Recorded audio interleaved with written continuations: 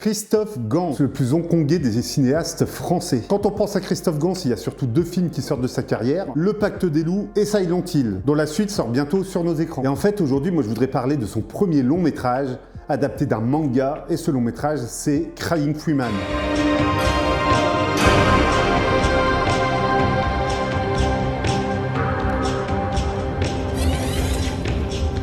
Alors j'ai découvert Crying Freeman après Le Pacte des loups, parce que c'est grâce au Pacte des loups que je me suis intéressé à Christophe Gans. De fil en aiguille, je me suis intéressé à Marc Dacascos, et je me suis rendu compte que ces deux-là avaient déjà travaillé ensemble sur le film Crying Freeman. Alors donc il s'agit de l'adaptation d'un manga, et c'est l'histoire d'un tueur qui verse une larme à chaque fois qu'il tue. Et en fait, il tombe amoureux d'une des témoins qu'il doit buter, et donc il devra choisir entre son destin, travailler comme Yakuza, ou alors sa liberté et l'amour. Alors sous ces airs de pitch un peu gnangnan comme ça, Crying Freeman a une esthétique graphique qui est magnifique, on reconnaît déjà la patte de Christophe Gans.